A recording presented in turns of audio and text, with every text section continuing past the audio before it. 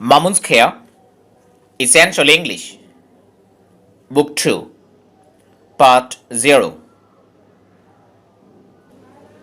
Classroom Speech for Moderator. প্রিয় শিক্ষার্থী, spoken English practice করার জন্য আসলে একটি ভালো পরিবেশ, একটি উপযুক্ত পরিবেশ খুব প্রয়োজন। অর্থাৎ এমন একটি পরিবেশ দরকার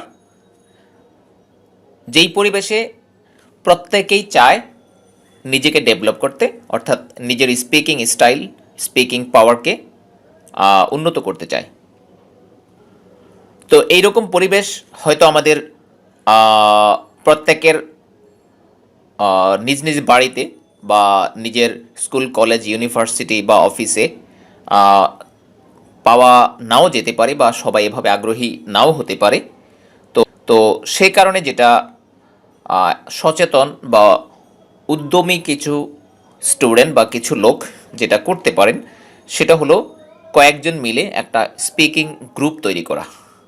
একটা স্পিকিং ইংলিশ প্র্যাকটিস করার জন্য একটা গ্রুপ, নির্দিষ্ট টাইম, নির্দিষ্ট ভেন্যুতে একটা গ্রুপ করা যেতে পারে। আর গ্রুপ করার জন্য অবশ্যই একটা পরিচালনা কমিটি লাগবে, পরিচালক লাগবে, অন্ততপক্ষে একজন মডারেটর হিসেবে, অর্থাৎ যিনি এই গ্রুপটা লিড করবেন, ক্লাস পরিচালনা করবেন, এরকম যোগ্যতা সম্পন্ন একজন আগ্রহী লোক লাগবে। আর হ্যাঁ, এই আগ্রহী, এই উদ্যমী লোকটা কে হবে? হ্যাঁ প্রিয় পাঠক, আমি আপনাকেই বলছি, আপনি এই উদ্যোগটা নিন। আপনি এই উদ্যোগটা নিয়ে একটা গ্রুপ করুন। আপনার স্কুল, কলেজ, ইউনিভার্সিটি, আপনার অফিস অথবা আপনার পাড়া মহল্লা, আপনার এরিয়ার মধ্যে যারা আপনার সম্ভাবনা আছে, যারা কেরিয়ারে ইংলিশ, কেরিয়ারের জন্য হোক, শখে হোক, বা আন্তর্জাতিক পরিমণ্ডলে নিজেকে উপযুক্ত করার জন্য, খাপ খাওয়ানোর জন্য, বা দেশ বিদেশ সম্পর্কে সচেতন থাকার জন্য, ইংলিশ জানতে চায় বা বিদেশে যাওয়ার জন্য, যে কোনো উদ্দেশ্যেই হোক, যারা ইংলিশ শিখতে চায়, এইরকম লোকদেরকে আপনি আপনার নিজ উদ্যোগে আপনি একত্রিত করুন। একত্রিত করে একটা নির্দিষ্ট ভেন্যু ঠিক করুন। এই ভেন্যুটা যে একেবারে স্কুল, কলেজ বা কোনো অফিসে একেবারে রুম হতে হবে তা নয়। আপনারা চাইলে একেবারে প্রাকৃতিক পরিবেশে, বিশেষ করে শহর লেভেলে পার্কে একটা নির্দিষ্ট ভেন্যুতে, যে আমরা এই স্পটে এসে, এই জায়গায় এসে আমরা নির্দিষ্ট সময়ে প্র্যাকটিস করব। গ্রামেও এরকম আমি আশা করি যে এরকম প্রচুর সুযোগ থাকতে পারে। আর ইউনিভার্সিটি লেভেলে তো এটা খুব বেশি সম্ভব। তো আপনারা এই উদ্যোগটা নিতে পারেন। এখন যিনি এই উদ্যোগ নেবেন তার মাঝে এই ক্লাস পরিচালনা করার কোয়ালিটি বা যোগ্যতা তার থাকতে হবে। সে কারণে তিনি যে ইংলিশের ল্যাঙ্গুয়েজ ক্লাব হোক বা ইংলিশ ক্লাস হোক, প্র্যাকটিক্যাল ক্লাস হোক, যেই নামে আপনার দেন না কেন, এই প্র্যাকটিস করার জন্য আপনার কোয়ালিটি লাগবে। অর্থাৎ ক্লাসরুমের কথাগুলো অন্তত আপনাকে ইংলিশে বলতে হবে। এখন ঠিক এই পরিবেশে একজন লোক কিভাবে ক্লাসটা শুরু করতে পারে, তার কি কি দিকের উপর লক্ষ্য রাখা উচিত, তার কি শেখা উচিত, তো সেই বিষয়গুলোই এখানে আছে। যে এখানে কিছু সেন্টেন্স বা সেন্টেন্সের অংশ আছে, অথবা কিছু স্টার্টিং আছে, যে এভাবে আপনি একটা কথাকে শুরু করবেন যেন আপনি ক্লাস পরিচালনার ক্ষেত্রে স্টুডেন্টকে আকৃষ্ট, বা আপনার সদস্যদেরকে, যেভাবে বলুন, স্টুডেন্ট হোক, আপনার ফ্রেন্ড সার্কেল হতে পারে, যাদের হোক, তাদের যেন আপনি মনোযোগ আকৃষ্ট করতে পারেন, তাদেরকে যেন সন্তুষ্ট করতে পারেন। তো শুরুতেই আসুন, একটা ক্লাস কিভাবে, যেটা সর্বপ্রথম প্রয়োজন সেটা হচ্ছে ক্লাস শুরুতে সালাম দেওয়া যেতে পারে, অথবা গ্রিটিংস বা এটা হলো অভিবাদন। আমরা এই পার্ট 0তেই একটা পেয়েছি যে গুড মর্নিং, গুড ইভিনিং, এই জাতীয় কিছু ওয়ার্ডস আছে। এরপর হচ্ছে আই কন্ট্যাক্ট। হচ্ছে যিনি এই ক্লাস পরিচালনা করবেন, যেই মডারেটর বা যেই টিচার, তাকে তার যে সদস্য আছে সামনে, যারা ফ্রেন্ডস আছে অথবা যারা স্টুডেন্টস যারা আছে, তাদের দিকে তাকাতে হবে, তাদের চোখ রেখে কথা বলতে হবে। একেবারে একজনের না, ঠিক যারা আছে সবার দিকে নজর দিতে, তাহলে কেউ অমনোযোগী থাকবেন। এটা হচ্ছে একটা ক্লাসের জন্য খুব গুরুত্বপূর্ণ, যে টিচার বা মডারেটর তার অডিয়েন্স যারা আছে বা স্টুডেন্টস যারা আছে, সদস্য যারা আছে, তাদের দিকে, প্রত্যেকের দিকে পর্যায়ক্রমে নজর রাখবেন, প্রত্যেকের দিকে দৃষ্টি রাখবেন।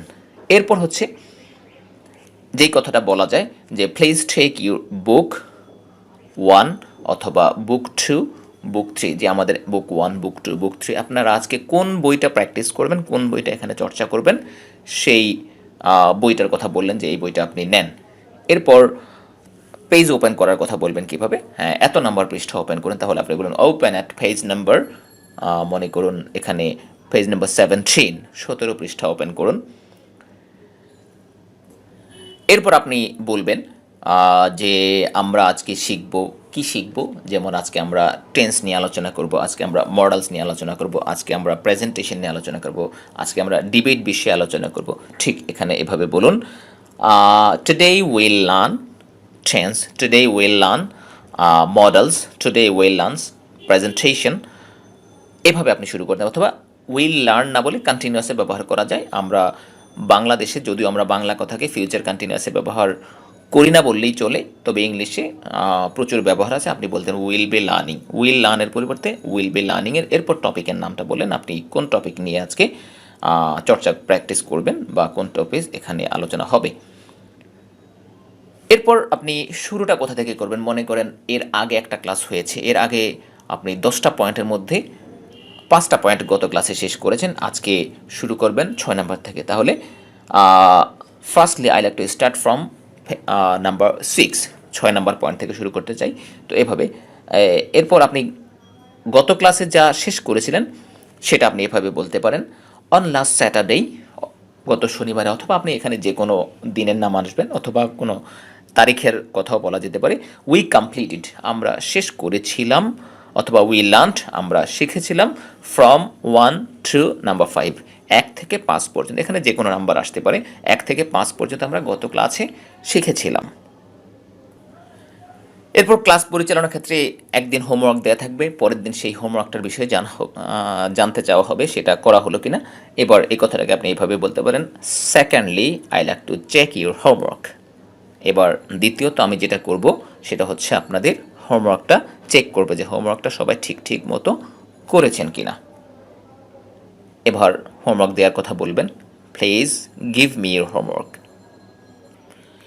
মনে করুন এবার হোমওয়ার্ক সলভ করা শেষ বা হোমওয়ার্ক দেখা শেষ, এবার নতুন একটা কিছু শুরু করবেন, নতুন সেশন শুরু করবেন। এখন নতুন সেশন শুরু করার কথাটা এভাবে বলুন, now I want to start a new session, অথবা আই লাইক টু স্টার্ট, অথবা I want to start another session, আরেকটা সেশন শুরু করতে যাচ্ছি। এবার যদি আপনার সেশনটা আপনার নিজে থেকে নির্ধারিত থাকে, যে আপনি আগে থেকে একটা সিদ্ধান্ত নিয়েছেন এটার পর কী করবেন, তাহলে আপনি সেশনটার কথা বলুন, সেশনটা কি, যে our today's session is that. আর যদি আপনার সিদ্ধান্তটা আগে থেকে না থাকে, এবার আপনি স্টুডেন্টদের কাছ থেকে বা আপনার অডিয়েন্সদের কাছ থেকে আপনি নেন, একটা পরামর্শ নেন, সাজেশন নেন যে কী করা যায় এখন। সো এই কথাটাকে এইভাবে বলতে পারেন, do you have any idea for next session. এভাবে, do you have any idea for next session, পরবর্তী সেশনের জন্য কি আপনাদের কোনো আইডিয়া বা আপনার কোনো আইডিয়া আছে। এবার সেশনটা নির্ধারিত হলো যে এই সেশনে এটা হবে asking question and giving answer, অর্থাৎ প্রশ্নোত্তর, একজন সামনে আসবেন বা একজন দাঁড়াবেন কোনো একটা নির্দিষ্ট স্থানে দাঁড়িয়ে, তিনি প্রশ্নের জন্য দাঁড়াবেন, তাকে সবাই প্রশ্ন করবে, তিনি জবাব দেবেন। এরপর এটা হতে পারে, অথবা হতে পারে একটা বক্তৃতা সেশন, প্রেজেন্টেশন সেশন, যে একজনের পর এখন আপনি নাম ধরে ডাকলেন কাউকে, কার পর কে আসবে, এই নাম ধরে আপনি কিভাবে ডাকবেন। At first I like to invite mister অথবা মিস, আমি জনাব বা জনাবা, ওই যে যার নাম তার নাম বলে আমি তাকে আমন্ত্রণ জানাতে চাচ্ছি, টু প্রেজেন্ট হিজ টপিক, তার টপিক উপস্থাপনের জন্য। এরপর কেউ তার প্রেজেন্টেশন বা তার সেশনটা শেষ করলো, খুব ভালোভাবে শেষ করলো, এখন ভালোভাবে শেষ করার জন্য আপনি তাকে উৎসাহিত করুন এভাবে, ওয়েল ডান, ওয়েল ডান। এবার মানে কি, খুব ভালো করলেন, ভালো হলো। অথবা ক্ল্যাপিং মানে হাততালি দিয়ে তাকে অভিবাদন করলেন, তাকে কংগ্রাচুলেট করলেন, কংগ্রাচুলেশনও বলা যেতে পারে, ফর ইউর স্মার্ট প্রেজেন্টেশন। তাহলে ওয়েল ডান অথবা congratulation for your smart presentation বা গুড প্রেজেন্টেশন, ফ্যান্টাস্টিক প্রেজেন্টেশন, এখানে খুব ভালো ওয়ার্ডসগুলো ব্যবহার করা যেতে পারে। এরপর কোনো প্রশ্ন করবেন কাউকে কীভাবে, যে কে এই প্রশ্নটার উত্তর দিতে পারে, কে এই প্রশ্নটা জানে, তাহলে who wants to answer the question, কে এই প্রশ্নটার উত্তর দিতে চায়, অথবা হু নোজ দি আনসার, কে এই জবাবটা জানে, আনসার ফর দিস কোয়েশ্চেন, আপনি এবার এভাবে প্রশ্নটা করবেন। এরপর কোনো একটা বিষয়ে কোনো বিষয়ে আপনি কারো হাত তুলতে চাচ্ছেন, যে হাত তুলেন, তাহলে এই কথাটা বলবেন, প্লিজ রেইজ ইউর হ্যান্ডস, আপনারা বা আপনি আপনার হাত জাগান। এরপর মনে করুন কেউ একজন তার বক্তৃতা, তার প্রেজেন্টেশন শেষ করলো। এখন এমন একটা সেশন রাখা যেতে পারে যে বক্তৃতা শেষে তার যেই কয়টা ভুল হলো এগুলো হবে শুধুমাত্র ইংলিশ ল্যাঙ্গুয়েজের মিস্টেক, অর্থাৎ গ্রামাটিক্যাল মিস্টেক হতে পারে বা প্রনাউন্সিয়েশনের ভুল হতে পারে। তো এই ধরনের ভুল, গ্রামার অথবা প্রনাউন্সিয়েশন যে কোনো ধরনের ভুল সংশোধন করার জন্য একটা সময় রাখা যেতে পারে একজন বক্তৃতা শেষ করার পর।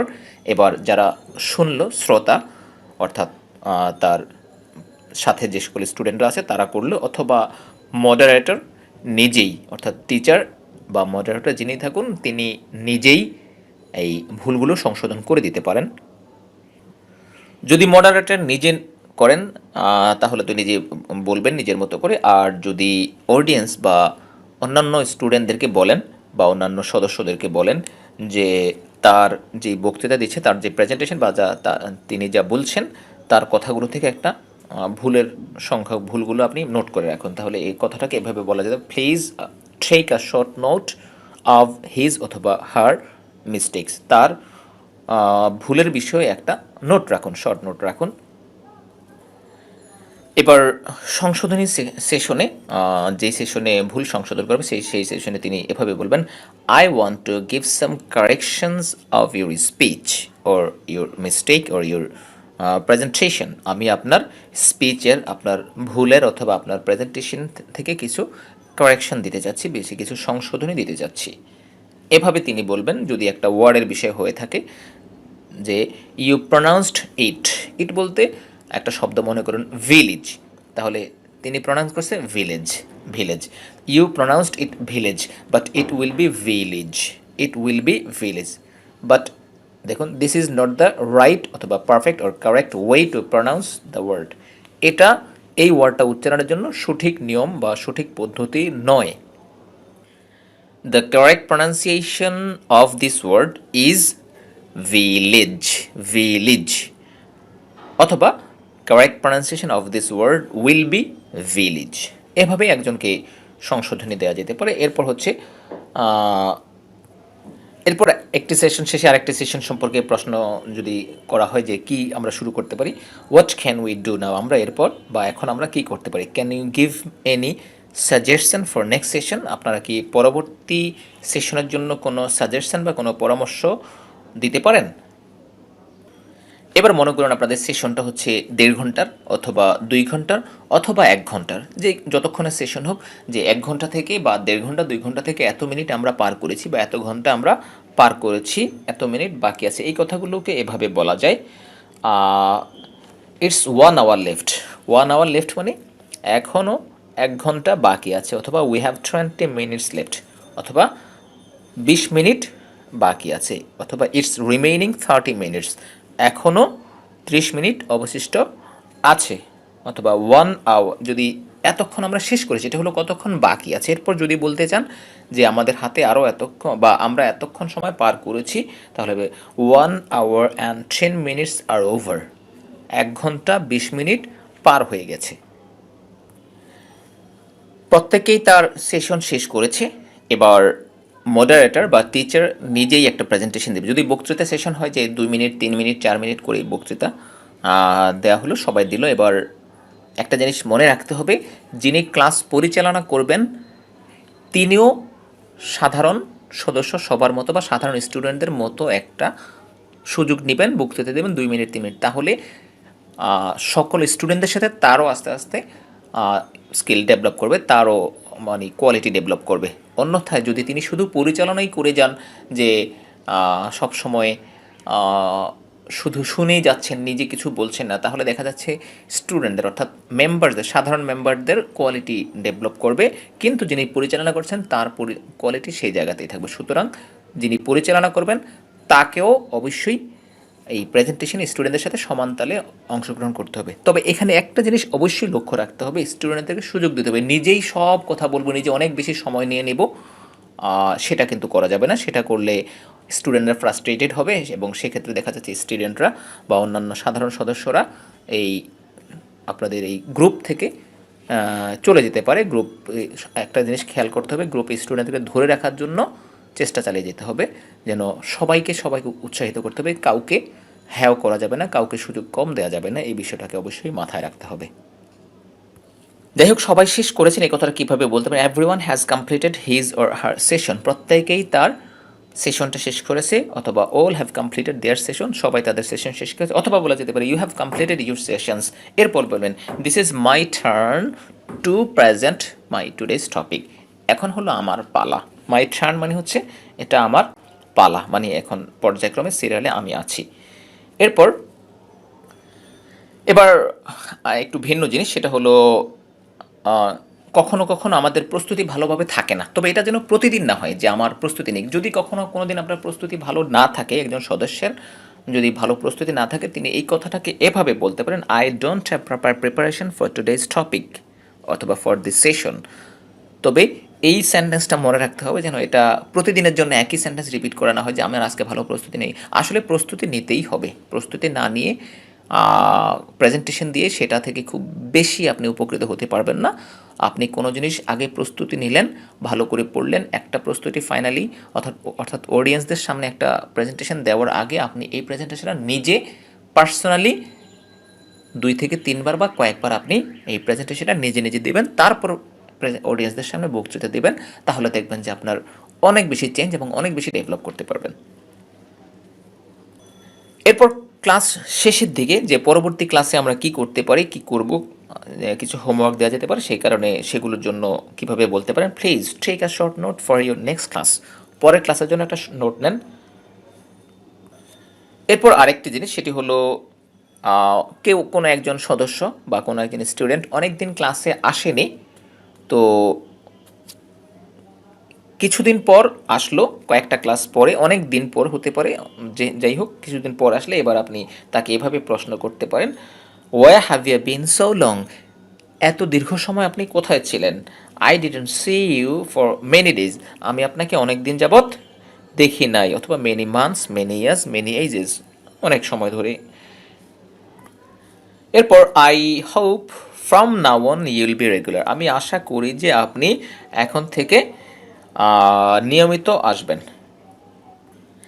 এরপর হচ্ছে যাদের ব্যক্তিগত প্রবলেম আছে, যেমন কারো গ্রামারের প্রবলেম আছে, আবার কারো উচ্চারণের সমস্যা আছে, তো এই সমস্যাগুলো কী ধরনের হয়, সবাই তার ভুলগুলো যেন নিজেই চেষ্টা করে তার দুর্বলতাগুলো কাটিয়ে ওঠার জন্য, সেই কারণে আপনি এভাবে কাউকে এনকারেজ করতে পারেন, please note down your problems. আপনার সমস্যাগুলো নোট করেন, and I will solve your problems letter.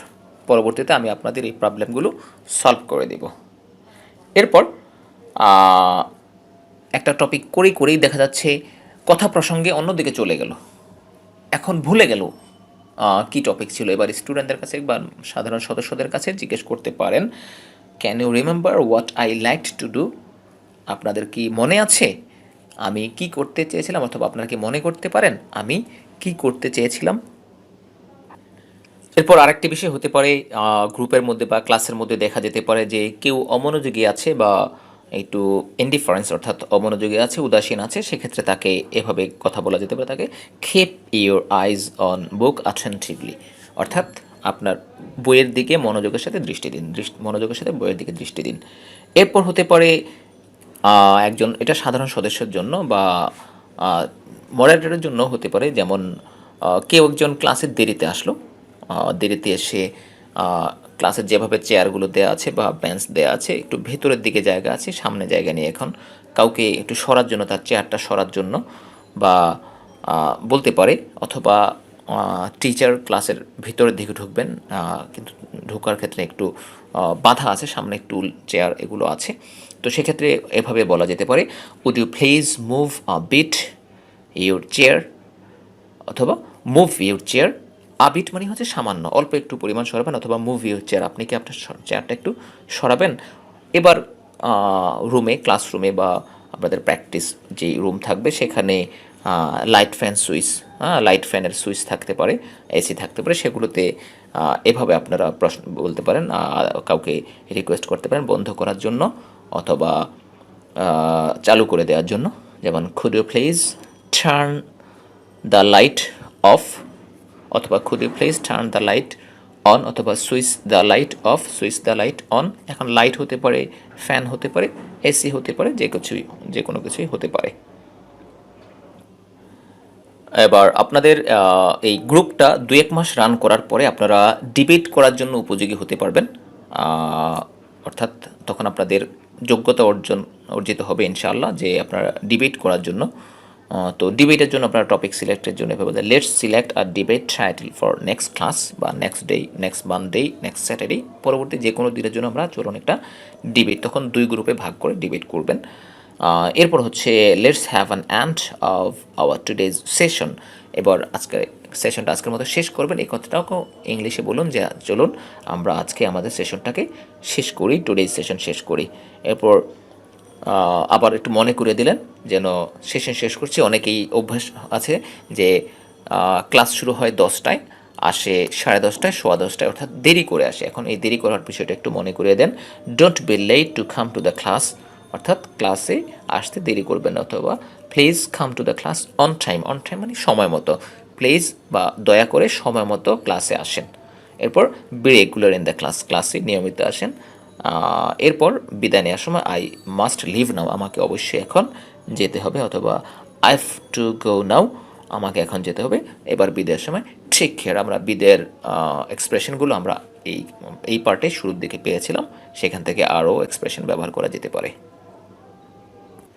সবশেষে এই কথাটা বলবো যে এখানে কিছু সেন্টেন্স বা যেই সেন্টেন্সের নমুনা আছে এগুলো জাস্ট একটা ফর্মুলা, আপনি প্রাথমিকভাবে যখন কথা বলতে পারবো না তখন এগুলো দিয়ে করুন। এরপর আপনি যখন কথা শিখে যাবেন তখন আপনি এই কথার বাইরে অনেকভাবেই আপনার কথাকে, আপনার অভিব্যক্তি প্রকাশ করতে পারেন, আপনার এক্সপ্রেশন যে কোনোভাবে ব্যবহার করা যেতে পারে। এই সেন্টেন্সগুলো দেওয়া হলো এই কারণে, আসলে দেখুন আমরা যখন প্রথমে হাঁটতে শিখেছিলাম তখন কারো হাত ধরে হাঁটা শিখেছিলাম, হাত ধরে হাঁটা শিখেছি এ কারণে যে আমি হাঁটতে পারিনি, তখন হাঁটতে যখন পারি তখন আর কারো হাত ধরে না। ঠিক এই সেন্টেন্সগুলোকে আপনি এভাবে নেবেন যে আমি এখন কথা বলতে পারছি না, এই সেন্টেন্সগুলোকে একেবারে মুখস্থ করে ফেলবেন। যিনি মডারেটর গ্রুপ পরিচালনা করবেন তাকে অবশ্যই সেন্টেন্সগুলো প্রত্যেকটাকে খুব ভালোভাবে মুখস্থ করে নিতে হবে, যেন অটোমেটিক মুখ থেকে বের হয়, এভাবে পড়ে ফেলতে হবে। তাহলে তিনি এটা পরিচালনা করতে পারবেন এবং এটা স্বাচ্ছন্দ্যে করতে পারবেন এবং নিজের পর্যায়ক্রমে এমন হয়ে যাবে যেন এই জিনিসগুলো আপনার মন থেকে অটোমেটিকলি চলে আসে, তখন আর মুখস্থের ভাবটা থাকবে না। তো আমি এবার এই পার্ট 0 থেকে বিদায় নিচ্ছি। Take care.